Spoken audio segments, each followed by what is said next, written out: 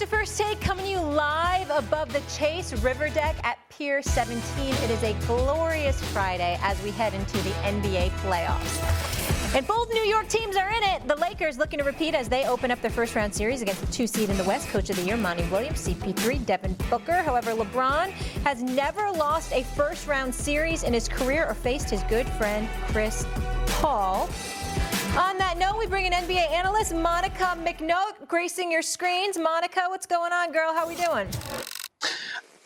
Good morning, Molly. Just doing a little bit of laundry here as I get ready. You know, That's a beautiful uniform. Just, you know. Yeah, make sure you use dryer sheets. That's what I'm talking about, girl. That's what I'm talking about, girl. They might make it to the second round. New York, stand up. I was once like them, Molly. New York, stand up. Kellerman, just relax. Just relax. I'm 47 years old. I've been waiting to see them win a championship in my lifetime. We don't care what you want. 47. You don't count in New York no more. You shouldn't even be allowed residency in the state of New York. You're a traitor. You're a traitor. We don't want to hear nothing from you about the Knicks. You're a traitor. Just go. Just go. Okay? In the Knicks. You're right about New York. New York in the building. You'll root for a team where the owner has Charles Sold Oakley. out Madison Square Garden. Guys, I got like 10 minutes to hang out with y'all. Hold on, let me get my points off. Come on, Monica. You set this off, Monica. Monica, don't turn around like you're all innocent. You set it off. She's laundry. She's working from home. It's a pandemic. She's multitasking. That's what great women do. All right, Stephen A., who do the Lakers need to worry about more, CP3 or Booker? CP3, because of his floor generalship and leadership. Devin Booker's a scorer machine. He's a young star. Love him. But we understand that the difference with this year's team is CP3, the leadership and tutelage that he's helped Monty Williams and the staff provide to the rest of the young players out there. Him and Jay Crowder, I can't say enough about, the pickup of him and how much he's helped them as well. That experience is what we're going to be looking for. Because the reason I got the Lakers winning this series, albeit in 7 games, is because I expect LeBron and his experience to ultimately come shining through. But if there's anybody that can galvanize the troops and peel everything out of them, it's somebody like CP3. Wherever he goes, the team gets better. When he departs, they get worse. It's that simple. And that's the case with the Phoenix Suns right now. So I would say CP3. Yeah, though he's never been to a conference finals. Look, I agree CP3 has those intangibles you're talking about. Nothing you can do about that. What are you going to do about his leadership? What are you going to do about his decision-making? You can't even counteract that. The thing to worry about is Devin Booker. Because Devin Booker, as I see it, has a game that he reminds me of a little mini Kobe. Like, he can score from anywhere, almost no matter what you do. And when the lights shine brightest, it seems to me he plays better. In the bubble last year, he was killing the game. This man scored 70 points, 70, in an NBA game when he's 20 years old. And the whole thing about, is he an empty calorie stats dude on a bad team? No. In the bubble, they were 8-0, and he was scoring more than 30 points a game. No, he's a big stat dude on a team that doesn't lose. I mean, over the span of the last, plus the bubble this season, bubble plus this season, they have the best record. And Devin Booker is their best scorer. What do the Lakers do about that? You going to put KCP on him? You're going to bring Wes Matthews off the bench and try and stop him? What are you going to do about Booker? You may have to put LeBron James at some points, bad ankle and all on him, because LeBron, we've seen shut down guys like Derrick Rose at times in the finals or in the playoffs back then. Like, Booker is a real problem for the Lakers right now. Obviously, guys, both of these gentlemen are key pieces for what Phoenix is trying to do, but I'm taking this one to Chris Paul in this conversation. Yes, Devin Booker is a prolific scorer, but the Lakers also have prolific scorers. And a matchup that's really interesting to me in this one is Dennis Schroeder and CP3. We know that CP3 is the general. He's the difference in this team's performance this year compared to last year. But those are two guys that know each other. We know that Chris Paul is all about gamesmanship, talking to the refs, talking a little trash, maybe a little chicken wing here or there. So I think his ability maybe to unsettle someone that he knows so well in Dennis Schroeder could be something that we need to keep an eye on in this particular ball game. But it's definitely CP3 as the floor general, distributing for these guys, as well as playing that pick and roll with DeAndre Ayton. So I'm taking CP3 on this one, although Devin Booker is 100% going to be important. Let's also understand one thing that's very important, Max and Monica, is this. The acquisition of Andre Drummond is significant because when you have an additional big body to put in a low post and you're not asking Anthony Davis to man up, per se, literally man on man, and he can play that role of a spy, essentially on the front line, patrolling the front line from a shot blocking perspective, that limits what you can do on the interior. Now, we look at DeAndre Ayton, and obviously he's shooting about, 56% from the field or something like that. So, he's averaging about 14 a game. The bottom line is you're going to expect something from him, a little something. He's going to have to do something. But if you're looking at everybody else, particularly the guard play, they're going to have to score. If the Lakers get back on defense, which obviously we expect them to do, you're going to have to be able to score from the perimeter primarily, because you're not going to be able to do but so much on the interior. And that's what we have to take into account. The length of the LeBrons, the length of even an Anthony Davis who can get out on perimeter shooters, the length of even a Kyle Kuzma who's a legit 6'8". When you've got that kind of size, it turns you into a perimeter team primarily. And can Phoenix beat this Lakers team playing that way? That's a question mark. Yeah, there's no debate there, but I want to pick up on what you said, DeAndre Ayton, right? Like, I liked Phoenix a lot in the preseason because I said 8-0 in the bubble, you add Chris Paul. This is not like, hey, how are Westbrook and Beal going to play together? Maybe great, but I need to see that, or even Harden and Kyrie. This was on paper, damn. Chris Paul and Devin Booker, it sounds good to me, and it has been. But another reason you really like Chris Paul on this team preseason is the only question mark for me on that team heading into the year was, ironically, their number one overall pick center, right, who's already pretty good. But they're 3-and-D forwards. They don't need the ball to be effective. They can shoot. They can defend. Cam Johnson, Mikal Bridges, you know what that's going to be. Chris Paul and Devin Booker, you have a good idea what that's going to be. Chris Paul's effect on DeAndre Ayton, that's what you want to see, and it's been a good one. But I think DeAndre Ayton is still a little too green. If this was 2 years from now, then maybe I would agree with you guys about Chris Paul. But I think DeAndre Ayton is still a little green for this matchup with the Lakers. And so even Chris Paul's effect on him, I don't think is going to decide the series. By the way, I said I was mistaken. I said 56% from the field. It's 62% from the field that DeAndre Ayton is shooting this year. But go ahead, Monica. Definitely a fantastic leap by Ayton. Here's my thing, though, Max. If the Lakers run the pressure that we're suggesting at Devin Booker, right? We're seeing multiple guys hounding him. Maybe we see some double teams. It's going to be imperative to make plays, right? And I still give that playmaking edge, obviously, to CP3. Like, Book is going to have to find the open guy, and he's not going to be able to go full-out Kobe throughout the course of a series. May he have some Kobe moments, but he can't be launching that thing over two guys consistently throughout the course of a series. Also, I do think that if the Suns are going to make a move, it's going to be in the earlier games. While the Lakers got the win over the Warriors, and I know you guys debated whether or not LeBron's shot was luck, there were also some moments in that game where you could see there was still some rust from this team lacking some continuity, some passes that were just a little bit ahead or a little bit behind and just a little bit off. So if the Suns are going to strike, they're going to have to strike early in this series. And you also got to remember that LeBron, like last year, they lost game 1 to Portland. And then they came back and won 4 straight. They figured things. LeBron figures things out. So, those earlier games are more pivotal for the Suns than it is for the Lakers. Because with LeBron, he usually figures something out. But if he gets ahead of you, there's no turning back. That's really what this comes down to. So if they want to get any kind of advantage, they're going to have to take advantage early. By the way, Monica, if you're saying they're going to have to send 2 guys at Devin Booker, then that answers the question about who they're most worried about. No, she said CP3. Fair. No, because you got to play basketball, Max. Like, once they run 2, he can't keep launching over 2, period. He's going to have to swing the ball. So to me, if you don't run, wow, this is my second time on First Cake with Max. Did he just trip me up a little bit? No, I'm still going with CP3 is the most important. Do you own or rent your home? Sure you do. And I bet it can be hard work. You know it's easy? Bundling policies with Geico. Geico makes it easy to bundle your homeowners or renters insurance along with your auto policy. It's a good thing, too, because you already have so much to do around your home. Go to geico.com, get a quote, and see how much you could save. It's Geico easy. Visit geico.com today. That's geico.com.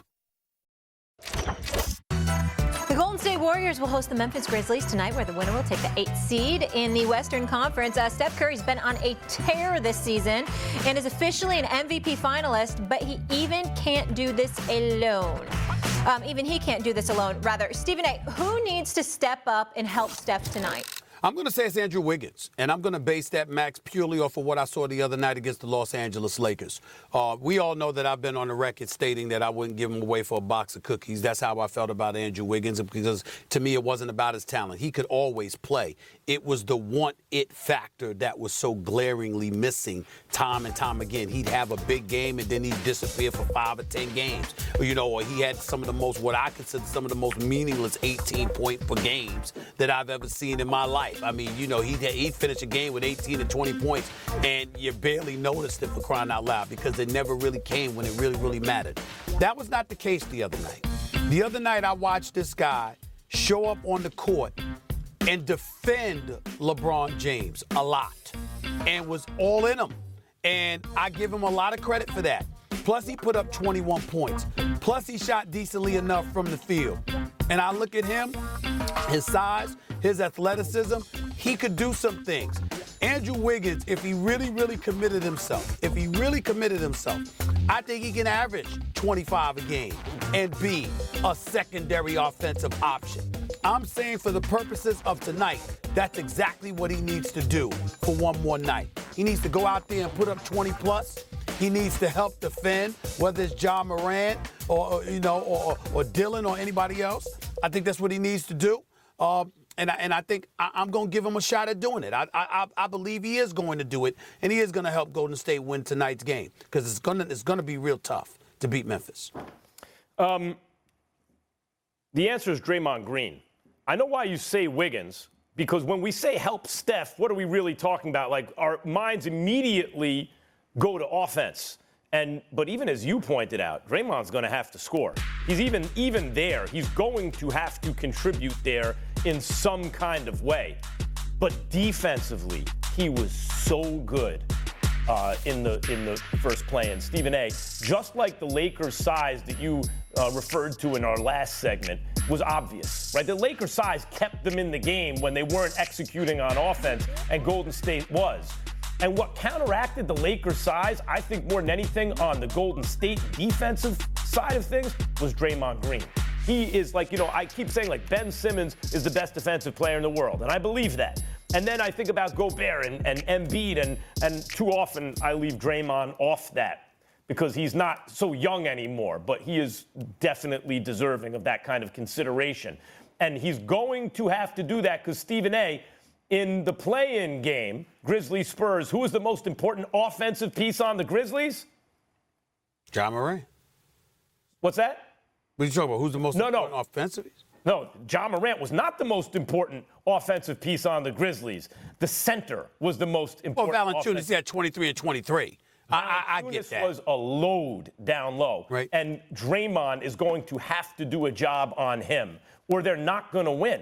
Draymond's defense is going to be key in this game. And when I think of overall team-wise, who needs to be Steph's main support, it's Draymond's defense. And as you pointed out yesterday, he got to chip in a little bit offensively, too. It can't be no points. Well, listen, Kevin Looney and others, they got to do something to help him. Valanciunas is a big, big boy. That's a lot to ask of Draymond Green. I mean, when I think about Valanciunas, other than the fact that he looks like he and Travis Kelce damn near look like twins, for crying out loud. Other than that, when I look at Valanciunas, the one thing I think about is Tyson Fury. Just a big tub of lard just leaning on you, and he can play and move and all of that stuff. I'm not saying it insultingly. I'm very complimentary of Valanciunas.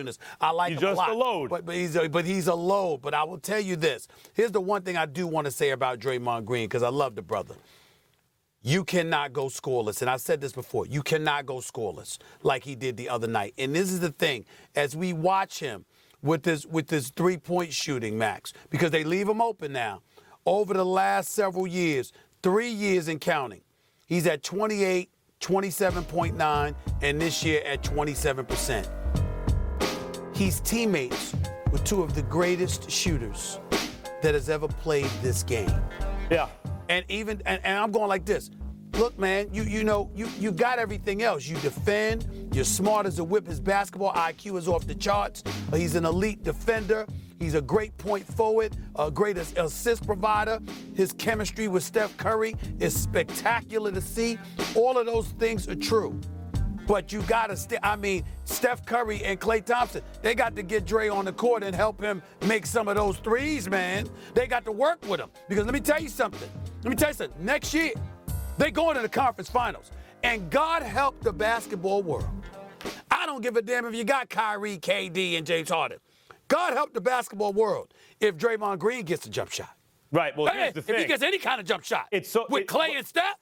What masked Draymond's decline as a shooter was Kevin Durant's presence, because you didn't really need it anymore. But people forget, you're right, the original 5-out death squad was Draymond at the 5, who was shooting and hitting threes at a real good clip. I think it was at like 38% that year because of the spacing Steph and Klay gave. 2015, 2016, 38.8%. 38, and then maybe it was 33, but it was still respectable. That's what made it the death lineup. That's why you could play legit 5-out, right? And then Dre can also make decisions with the ball and get you into the offense, and Steph can play off ball, all those things. Mm-hmm. That has not been the same Draymond Green from the outside, and as a result, Kevin Durant masked that, because when Durant's on the floor, it doesn't really matter. But now it matters more. About this, we're on the same page. He can't wind up with 0 points. He's going to have to be Steph's main support, certainly on defense, and is going to have to contribute something offensively. 10 to 12 points. 10 to 12 points. Draymond Green, that's what he should be averaging. He should be averaging 10 to 12 points a game. Yeah, there's no debate there. I mean, whether it's 8 or 10 or 12, he's got to do something. He can't be scoreless. Right. They're not going to win. The WNBA is on its way back. Playing basketball in a pandemic looks like this. No mask, no 6 feet apart. To put yourself in harm's way is a scary decision. We are dedicating this season to Breonna Taylor. The unity that we were able to experience was something that we won't forget and we can lean on as we move forward. I would do it all over again because it's bigger than me. It's bigger than my teammates. ESPN Films presents 144, presented by Hyundai. Now streaming on ESPN+. The Milwaukee Bucks have the best record again in the NBA. The best defense, best offense, sailing along with 56 wins. And just were never right in the restart. This season will end in the bubble in Orlando on September 8th. When speaking with the media on Thursday, Bucks star Giannis Antetokounmpo was asked if this year will be different than last year regarding the playoffs. And his answer? Just listen. I don't know if this year is going to be different, team. I'm not going to lie to you. I didn't say that. It might be the same. Who knows? It might. We'll see. The results going to talk for themselves at the end. But at the end of the day, is that don't get too high, don't get too low. I feel like last year, probably because of the bubble, wasn't able to get away from basketball, like losing the game and just going to the hotel and seeing the players that just beat you. You got too low. Okay, so there's that. RJ's back with us. Reminder, the Miami Heat beat the reigning back-to-back MVP and his Bucks in 5 games in the Eastern Conference semifinals last summer. Max, do you have a problem with Giannis's comments? Ready for this? Yeah. I don't have a problem with Giannis's comments. That's right, Richard. I don't have a problem with his comments. What you want him to do? Beat his chest and tell you and guarantee victory? That make you feel better if you see some false bravado? Oh, yeah, I guarantee you're going to win. We're going to win. How's he going to do that? By the way, people let's not forget the Heat were the only team to take 2 games from the Lakers last year. It's not just like they beat Milwaukee. They took 2 games from the Lakers last year. Only one to do it, including the entire Western Conference.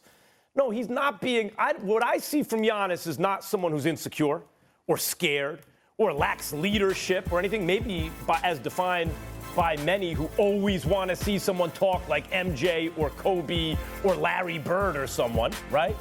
No, I don't see an insecure player or a young, immature player. I see a mature player. I see someone who's being honest. I don't see him scared. It doesn't look like to me like he's scared or he thinks they can't do it.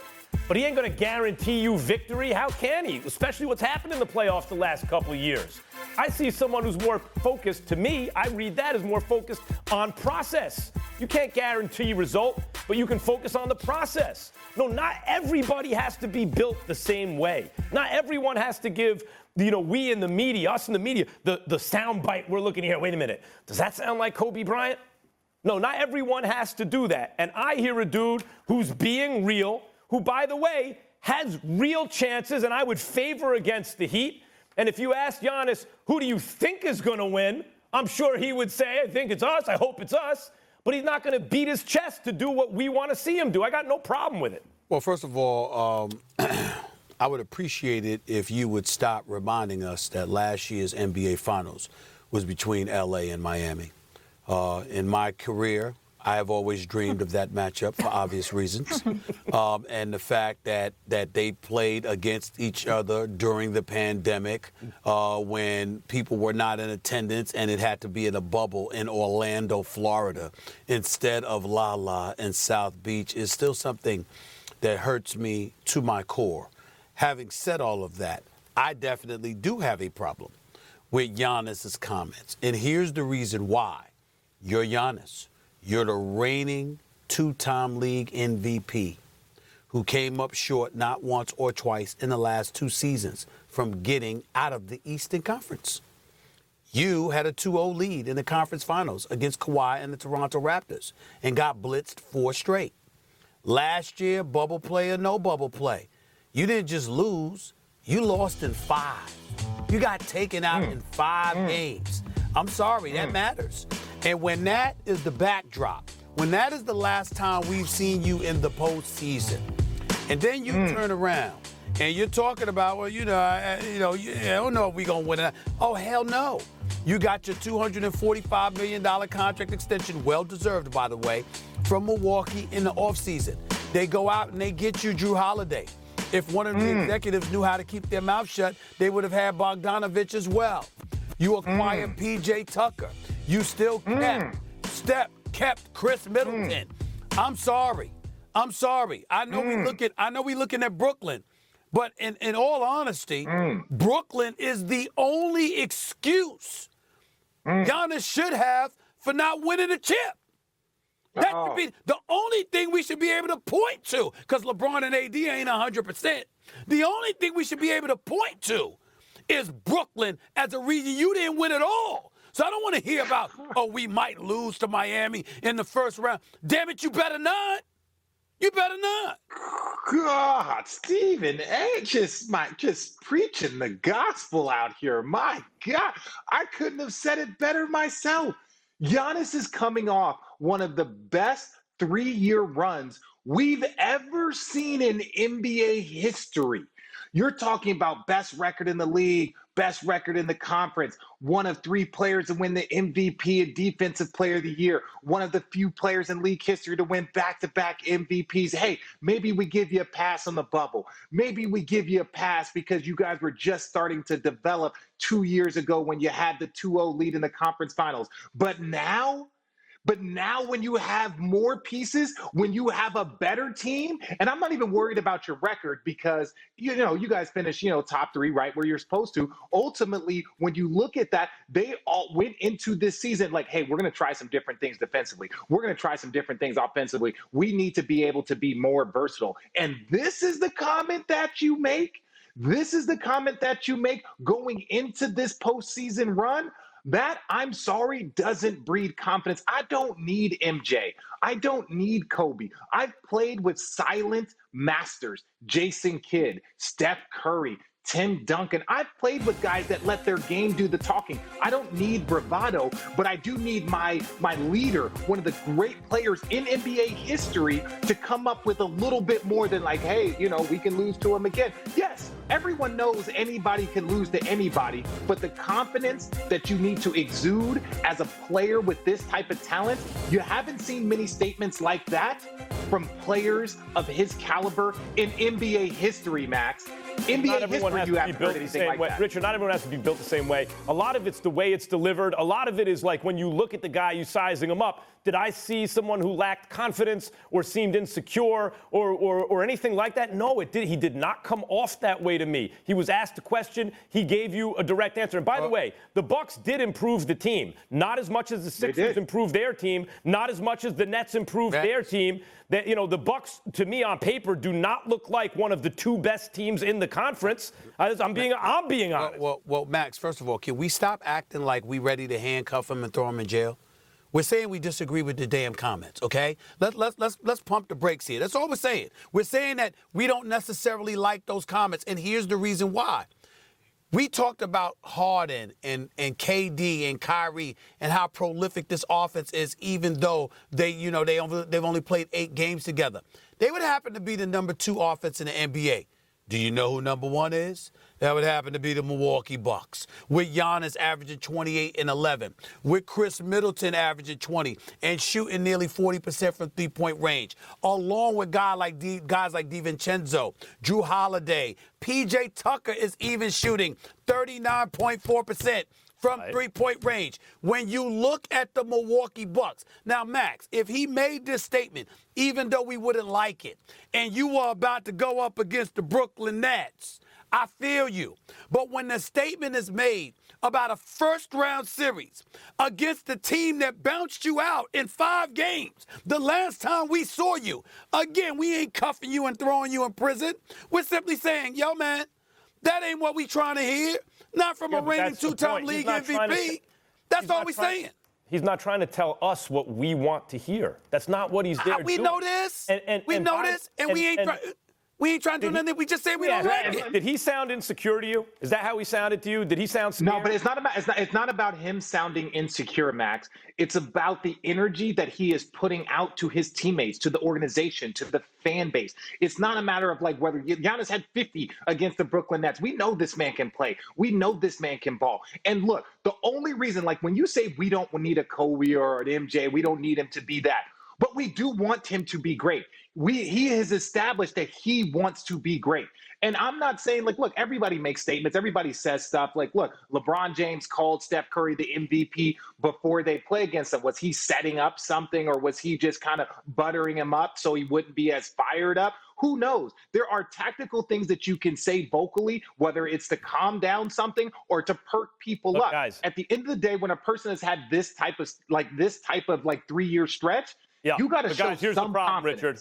Here's the problem, Richard. Giannis is actually a big. Stephen A. identified that correctly when, to me, it looked like he's kind of a hybrid wing. But no, he's really a big, actually. And in the history of the NBA, almost every time, a super great big needs another dude on his level if he's trying to win a Max, chip. stay on point, bro. So stay on point. This is the point, Stephen A. This is the point. The point is it's unacceptable to lose in the first round against Miami. They did not get him. Don't sound like that. They did not get him that guy. If you want to pretend Drew Holiday is that. You making excuses for him all time already? Making excuses for him already?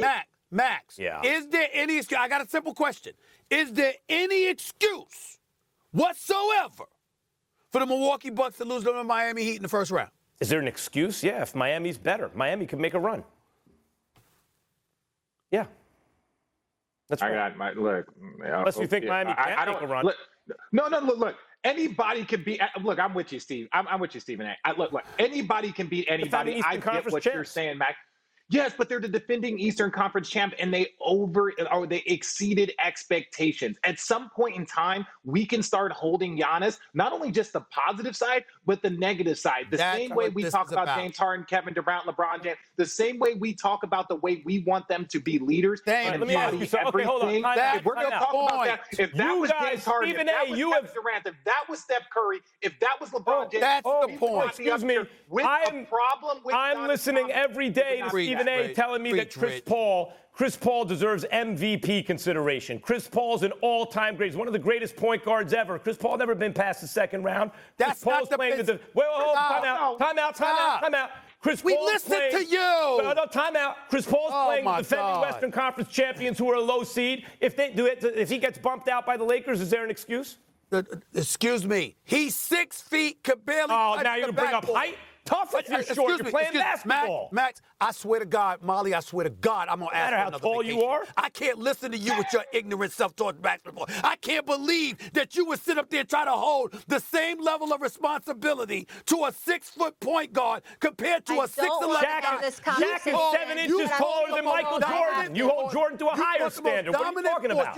You've called him that. You said that he was the most dominant force. I believe in Giannis. I believe in him, and I know he can play. I know he's elite. What I'm saying is, I'm not trying to question anything about Miami. They're legit too. But if you're Giannis, you do not have an excuse to lose in the first round to the Miami Heat this year. You do not have it. I see. But Chris Paul has one to lose to the Lakers in the first round, right? Stop instigating, RJ. Does he or does he not? All right.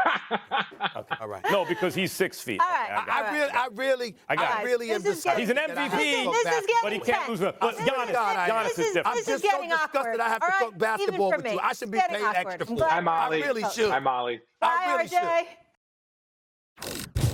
Promised you predictions, didn't I? Here we go. With the playoff picture taking shape, let's get right into it. Max Kellerman, who will be the first-round MVP in the West? It's going to be LeBron James, and I think the reason for that is going to be because they're going to have to do something about Devin Booker, and bad ankle and all. I think LeBron at times is going to, at pivotal moments, is going to have to guard him, and I think he'll do so as well as anyone can. And LeBron's two-way play in this series will be the difference. He'll be the MVP. Max, I don't knock that at all. I'm just going to go away from the obvious, the LeBrons, the Kawhis of the world, people like that. I'm going to say Paul George. I'm going to say this is going to be a coming-out party. The brother has shot 41% from three-point range this year, 46.7% from the field, averaging 23, 5, and 5. This brother has been balling. The Clippers are no joke. We got to pay attention to them. I believe in Paul George. I'm rooting for him. I think he's going to put on a show in this first-round series against Dallas. They might need him to against Dallas if Dallas is firing on all cylinders. They were my dark horse before the season started, and health is really the issue with them. They gave Clippers hell last year until Porzingis got hurt. Yeah.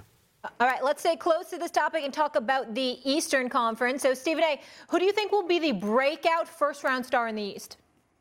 Y'all ready for this? Mm-hmm. I think it might be Seth Curry.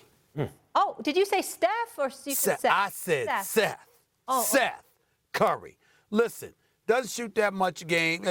Put the ball in this brother's hands. He can make things happen. He's a Curry. That means he can shoot. I mean, it's gotten to the point right now, anybody whose last name Curry, if you can't shoot, you need to hide from the viewing public because everybody named Curry can shoot the damn basketball. That's how lethal this family is when it comes to long-range marksmanship.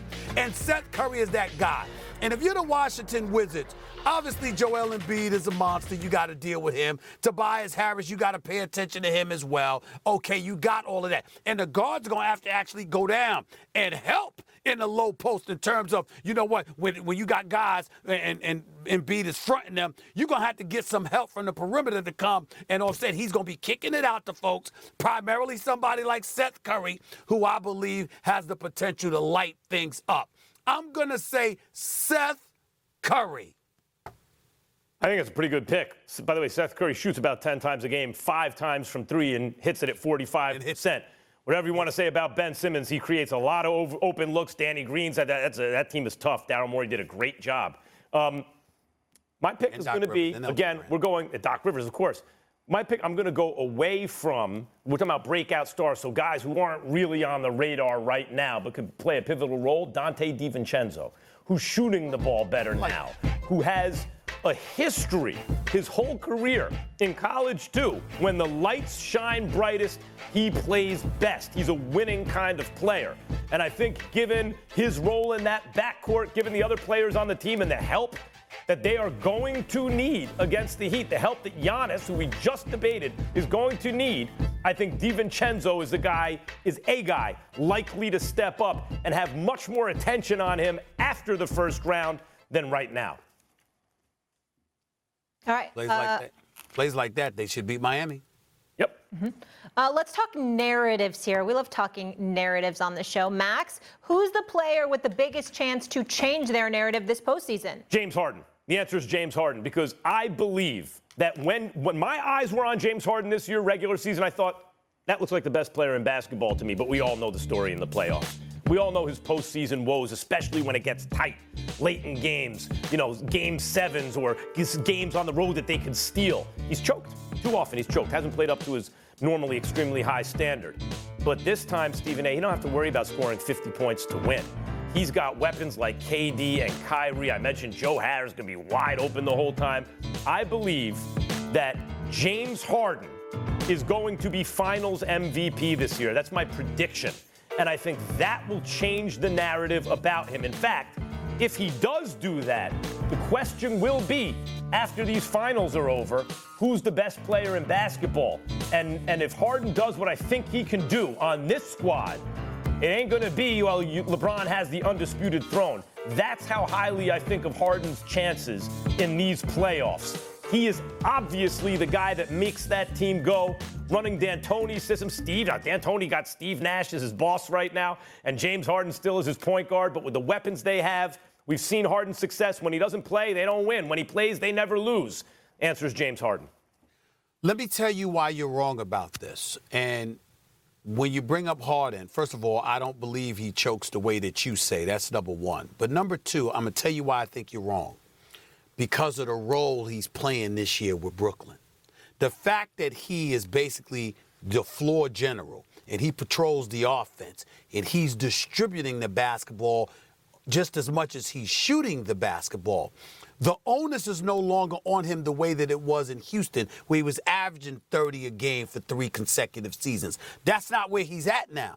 So the fact that he gets to step back and be a floor general, Max, you're going to look at days where he isn't a prolific scorer, and you're not going to have a problem with it because he might have 15 assists, and he ran the floor and kept the team patrolled, and the offense as well, kept the team in control, and the offense patrolled as well. I'm going back to Paul George as my pick in terms of an individual that has an opportunity to change the narrative, because particularly the way he played in Game 7 and how sporadic he was and how open he was about the challenge of coming into the bubble where his head wasn't right and he was a bit compromised, and we got into all of that stuff of mental awareness and things of that nature. The reality is that with some of those things that he's had to overcome, along with the fact that even though he's still big time, he's never been the same since that nasty injury in Summer Olympic play.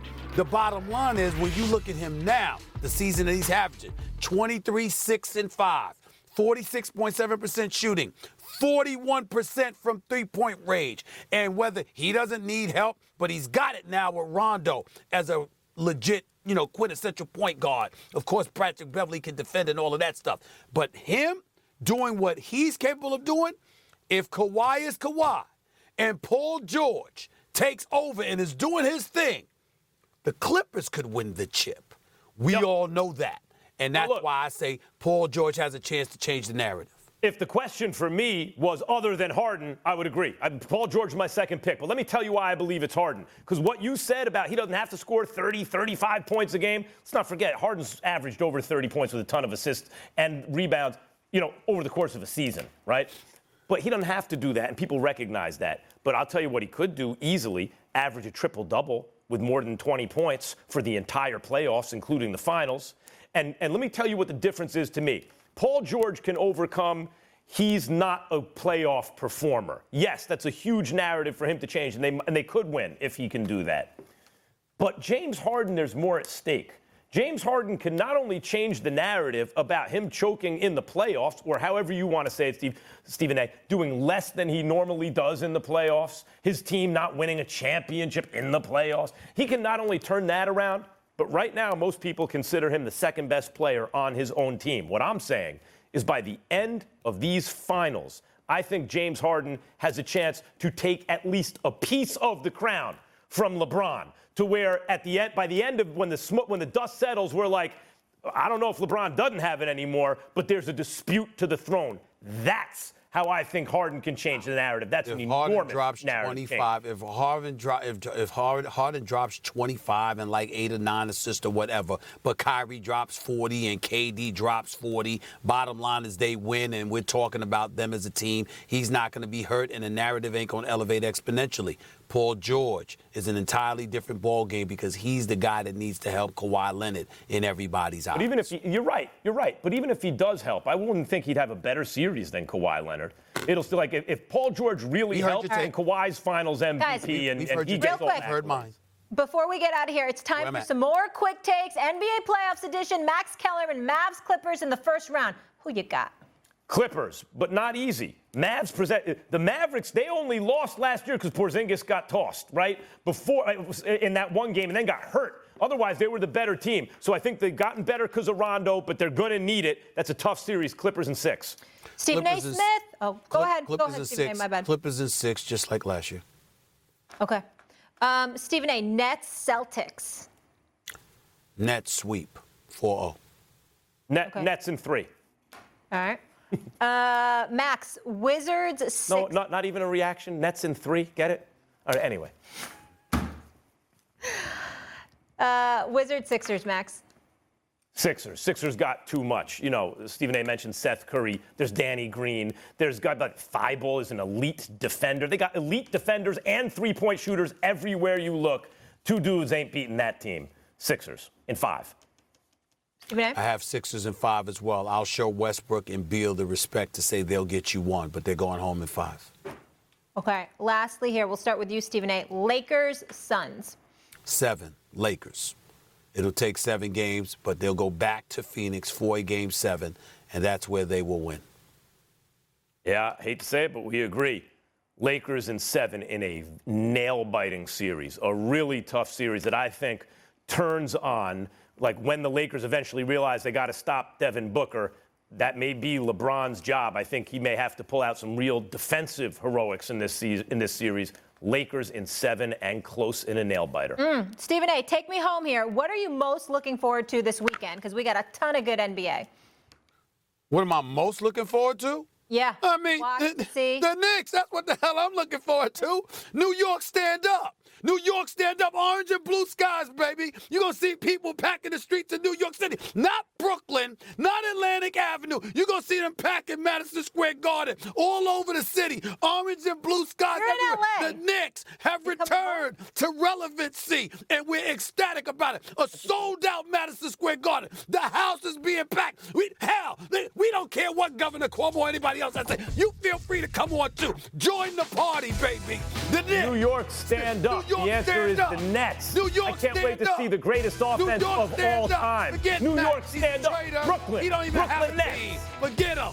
This Knicks might lose to Atlanta. You know what? I agree with you, Stephen A. I want to see Knicks in Atlanta because the Knicks could lose that. And I will be laughing with you. I will be scared. Why did I even ask? I need to get my hearing checked. Have a fabulous weekend. We'll see you all on Monday.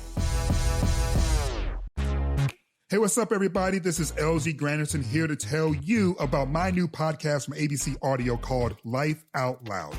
This show is all about preserving the history and honoring the contributions of the LGBTQ community. Each week, I'll talk to some of the most fascinating people paving the way toward a more inclusive world.